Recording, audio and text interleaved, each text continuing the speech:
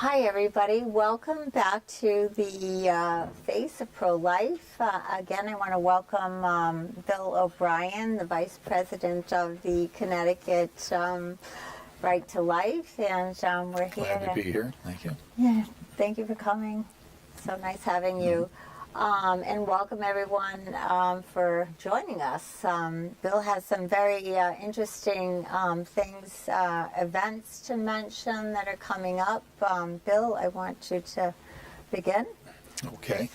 With, well, we have the legislature still in session, so everybody should be on their guard. There's several bills in Connecticut concerning assisted suicide, sort of an attack on the pregnancy centers, but there's also some federal legislation that's going on, and not only in Congress, but similar concerning infanticide. And similar bills going on in other states, such as I believe Massachusetts and Illinois and some other places, similar to what's already happened in New York State and what was talked about down in Virginia. So on that bill, when I talk about infanticide, the U.S. Senate, they had a vote several weeks back on a bill that would simply say that if someone has an abortion, but a baby is survives the abortion and is born alive, that everything should be done to try to save the life of that baby, just as it would any other baby who's born, and you try to save the baby's life, or give them whatever care they need.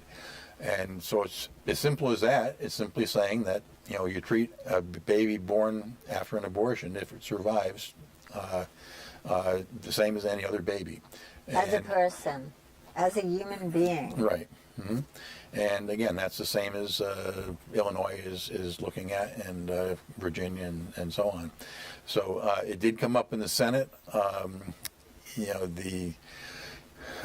believe it was a cloture vote. They didn't actually vote on the bill, but they voted to bring it up for a vote, and an awful lot of members of the Senate would not even allow it to come up for a vote. So this similar bill has been pending now in the House of Representatives, U.S. House of Representatives, and in the House, if there's they don't have the filibuster like they have in the Senate, but they have something similar in the House, so that if the bill is brought up, I believe it's 40 times. So every time that the House meets, somebody brings up this bill and say, I'd like to take a vote on this and discuss it and take a vote. If they do that 40 times, then at the end of that period, if they can get a majority of the House Representatives to sign a petition, the discharge petition they call it, saying that we want to vote on this bill, then Nancy Pelosi would have to bring that bill up for a vote. So right now they're a little bit more than halfway through that process. They don't count Saturdays and Sundays or days they don't meet. So it's 40 legislative days that they meet. And right now, of course, almost every Republican in the House of Representatives is pro-life. So it's a different Republican bringing it up each day, and they're getting shot down. And but at the end of this 40-day period, which should be sometime in about mid-April, then hopefully every pro-lifer in the House of Representatives will sign this discharge petition, and it will actually come for a vote. We'll have to see what happens. But my wife just got a letter back today from Senator Murphy, and I received one from my House member, Congresswoman Joanna Hayes, and she's in the 5th District of Waterbury area. And both said almost the same thing.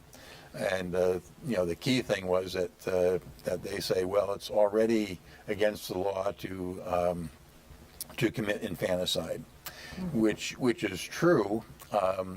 Under the Bush administration, they passed a law, the Born Alive Infant Protection Act. The only problem, which supposedly protects infants born alive, from an abortion or any other reason, but unfortunately, there's no penalties attached to that. Yeah. So the new bill would put a little teeth into it and say, okay, if you don't do this, this is what's going to happen. They'll think about it. Right. Give them something to think about. So So Murphy and Hayes's letters don't go quite into that detail. Say, so yes, it's against the law, but but the law's got no teeth. So we want it to have some teeth to it. Right. So I mean, you would think that would be an easy vote for both of them in the House or the Senate, to vote for something that's, well, of course we should protect the newborn baby. But no, it's not that simple. Well, they're always finding a way. How are they doing this? And is it the Democrats that are doing this? Well, in the House of Representatives, I just saw an article just recently. It said that every single Republican in the House of Representatives is now on record as being pro-life. Every single Republican. That's awesome. But there's a pro-life caucus, which doesn't have all the Republicans in it, but a lot of them. But it only has one Democrat, Lipinski from Illinois. And he's the only Democrat probably in the entire House of Representatives that is actually pro-life. Now, on this kind of a bill, you may be able to get a few others who aren't necessarily pro-life on abortion, but it's to simply say, well, this is not abortion, this is after the abortion fails, that the baby's still alive, and you got to do something and protect it. Yeah. But unfortunately, in the past, it seems like if you were going in for an abortion, even if the abortion failed, you were guaranteed that you were going to have a dead baby when you walked out of there. So even if the baby's born alive, they're going to make sure it dies, and that's what happened. Now, it doesn't always happen that way. We're going to be Connecticut Right to Life is sponsoring along with Students for Life of America, the Yukon chapter at Stores. They're having this Gianna Jessen, April 17th at 7 o'clock, Yukon Stores Campus Information Technologies Engineering Building, room C80. It's free admission. And this young woman, Gianna Jessen, she actually survived an abortion. And she was left for dead, I believe, and I think a nurse rescued her. And they did give her treatment, and she lived. And she's a young woman now. And she goes around talking about how she's an athlete, an activist, and an abortion survivor. That's awesome. So we're very pleased to be sponsoring that with Students for Life, the Yukon chapter. And this puts the lie to the fact that, again, she survived, but she wasn't supposed to survive. You think they're going to flinch at this? Well, she's been to Capitol Hill many times. I think she's even appeared with the president at the White House a couple of times. So. The current president? Yes, this president, yeah. And she may have been with Bush when he signed that other bill, quite a while ago now. But Gianna, she's spoken all over the world, and she's not the only one. There's several other, abortion survivors that are on the speaking tour circuit. But it's possible to be born alive after what they would call a failed abortion. Of course, then there was Dr. Gosnell down in Philadelphia. The movie was about him just about a year ago. And, he had a number of babies born alive, but he would then snip their necks to make sure that they died after they were born. But the state of Pennsylvania never did, I think it was 15 years, they went without an inspection of his clinic. And, whatever he was doing, they never caught on that he was actually committing infanticide. How long did that go on before they found out? For years. I mean, he was, again, it was 15 years that they never even inspected the place. So how long he was doing it, I don't know. He only was brought up on charges of maybe 3 or 4 counts. But he had been doing it for years, and we'd have no idea how many babies actually did it too. Just like we were finding baby parts in barrels and what they were doing, these terrible things they were doing to the fetuses that they aborted.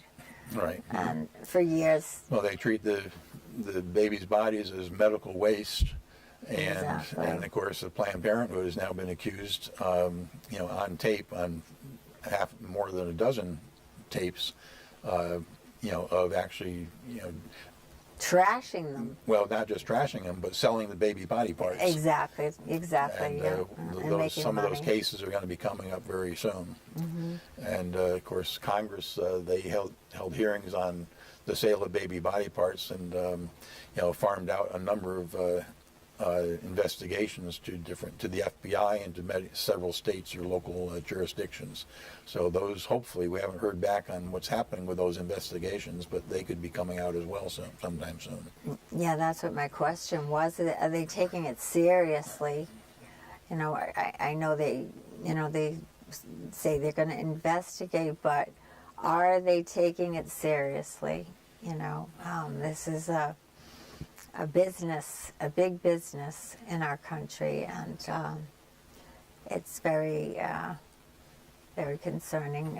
Right. So you have the sale of body parts. You've got rogue abortionists like Gosnell, but we don't know how rogue he is.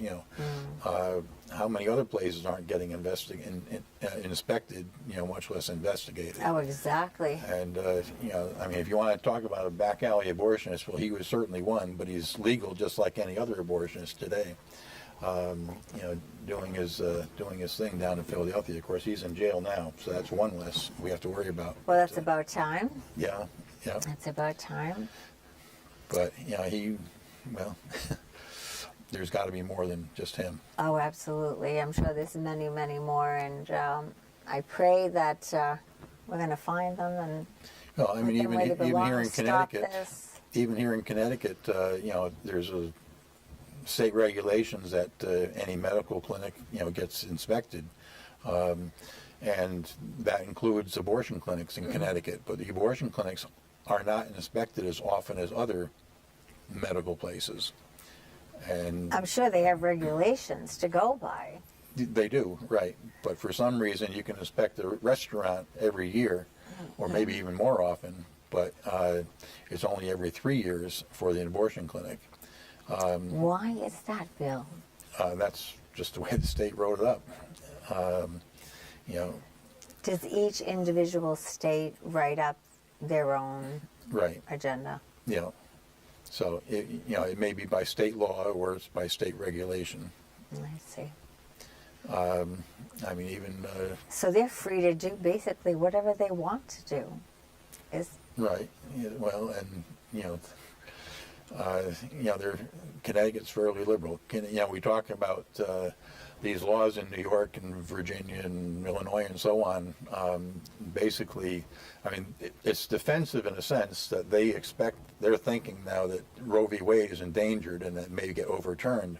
So they're writing into their state laws, basically taking out old state laws from pre-Roe back in 1973 and putting on these new laws that say, well, if Roe is overturned, the principles of Roe will still be in effect in their state, which basically means abortion on demand throughout all 9 months of pregnancy, which most of the public doesn't understand. That they think it's up to 3 months or something like that, but it's legal in all nine months. Or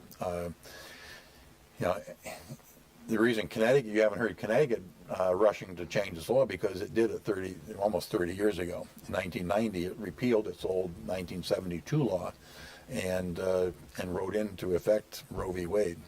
So that's already would be the law in Connecticut if Roe v. Wade was overturned. Oh my goodness. So what do we do? Going back to the drawing board again, is there any way that the federal government can intervene after these state laws are passed? Are these bills? Well, we're not giving up on this bill in Congress right now. Again, after 40 days of it being introduced and getting shot down, we're hoping that they'll still get the signatures that they need on a petition to discharge and get a vote. We're going to be after our congressman.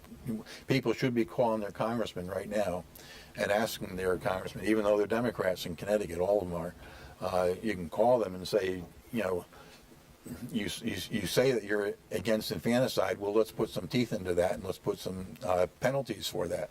So, we want you to sign that petition and get it up for a vote and get it into law. So call your congressman today and ask him to do that and to sign that discharge petition. And the same thing with the senators, Murphy and Blumenthal, and tell them the same thing, because their letters again look like the same, like they're same author, and they're both deceiving because they don't tell you the whole thing. So that's one thing that we can do. The other thing is, in Connecticut we have to protect our pregnancy centers. They're under attack. In the legislature. First it was in Hartford last year, just the city of Hartford. They went after just one pregnancy center that's up there, and now they're trying to get state legislation to go after the pregnancy centers. And this has been tried not only in Connecticut, but in many other states, in many other cities, actually. Baltimore was the first one, then Austin, Texas, and New York City, and all those got shot down by the courts. But then California passed one, and they tried to require that a pregnancy center would have to refer a woman for an abortion if the woman wants it. And of course, that's the exact opposite of the reason that they exist. Exactly. So they took that to court, and they went all the way to the U.S. Supreme Court. And last year, the U.S. Supreme Court shot down that law. And but there's a similar one in Illinois, and again, we've got this one in Hartford. They seem to think that it skirts the issues that were brought up in the Supreme Court decision. They weren't. The Hartford ordinance does not require that you refer for an abortion. And then the state one under consideration right now, it's basically attacking the pregnancy center, saying that they cannot, that they should not, basically commit fraud or put out things that are false. Well, I don't think many or any of the pregnancy centers do put out things that are false, but it would be up to the state attorney general to go after them, and he could just simply claim that something's false, and then the pregnancy centers would have to defend themselves, and which I'm sure they could do, but it takes a lot of time and money to do that, and so essentially, they're trying to shut them down. How are we doing on pro-life lawyers? Do we have any? Well, around the country, there's a number of pro-life legal groups. Americans United for Life, they have a lot of model bills written up, and a lot of those bills have been used in various states throughout the country and passed. In the last 5 or 6 years, probably over 350 different state laws have been passed by the various legislatures, hitting on different parts of the abortion issue. The most recent ones are some of the heartbeat bills saying no abortion in this state after the heartbeat can be detected, which is around 21 days, or even earlier, 18 days. So several states have passed those, but they're tied up in the courts already. There's other ones that they're now pending, of course, parental notification in many states. Connecticut does not have that. Now you got this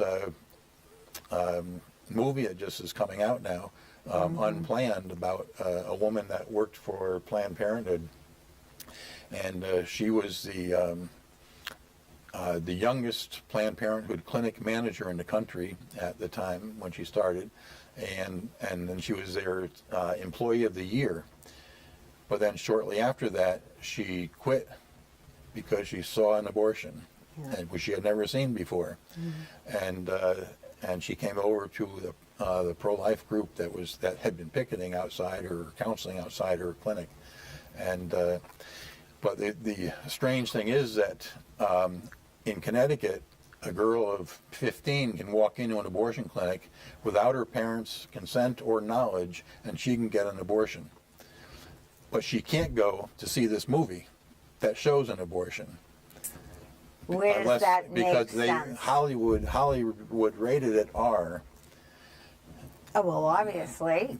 So that she needs to go with her parent or guardian to go see this movie. Which a good many of the parent and guardians are pro-death. Well, in some cases. In some cases. Yeah, well, you know, Some. a lot of girls that go for an abortion are not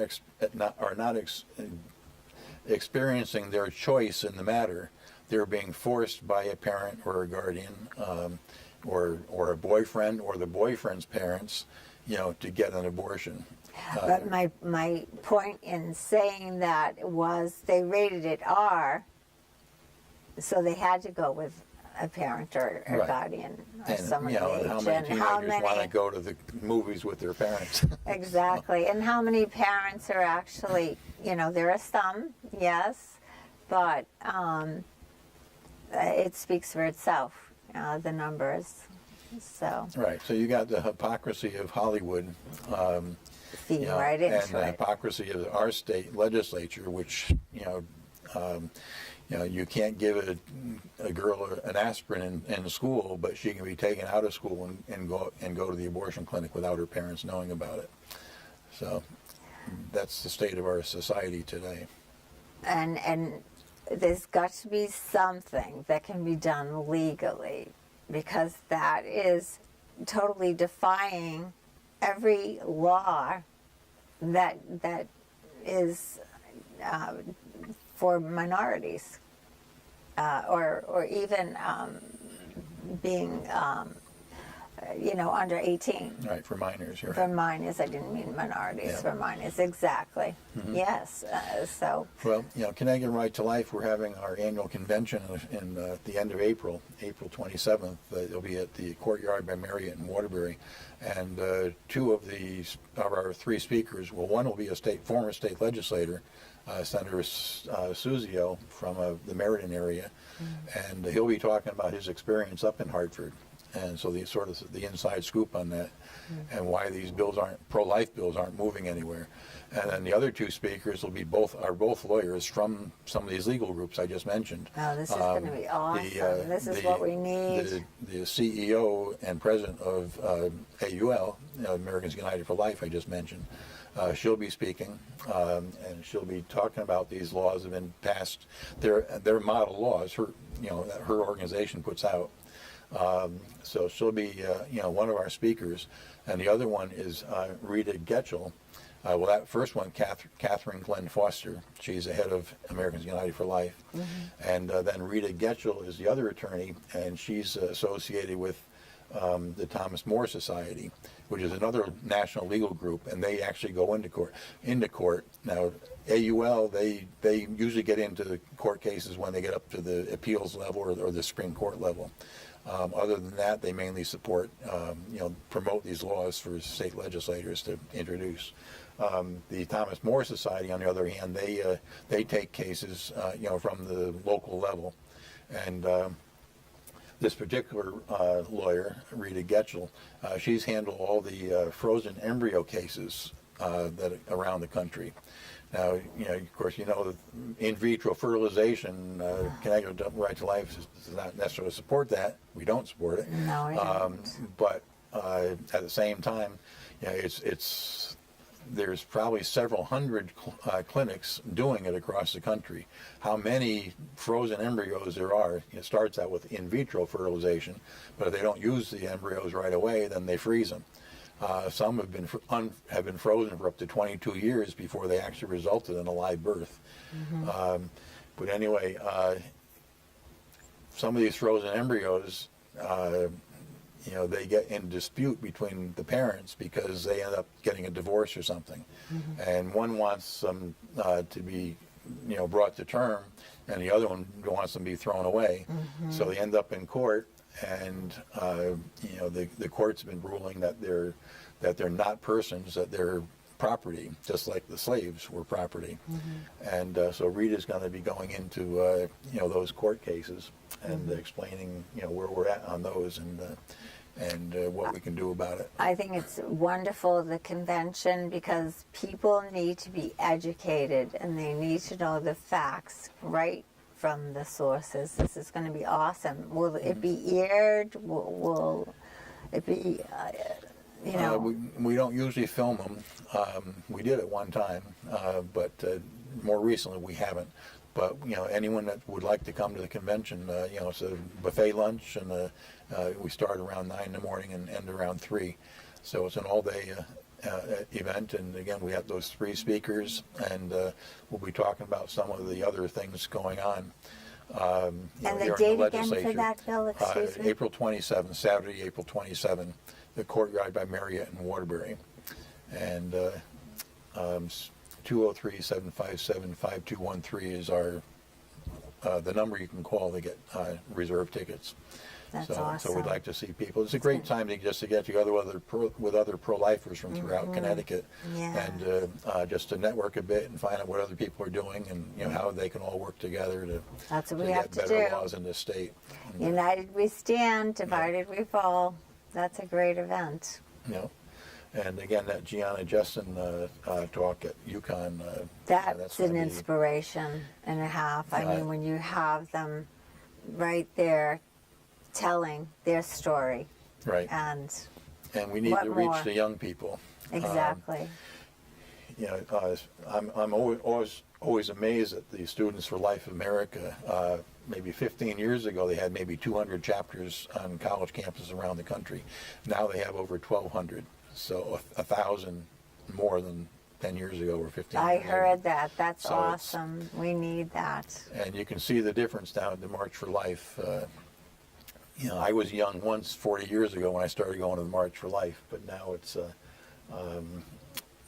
now we have a lot of younger people there and carrying the banner for us. Which is very important. I think they're realizing.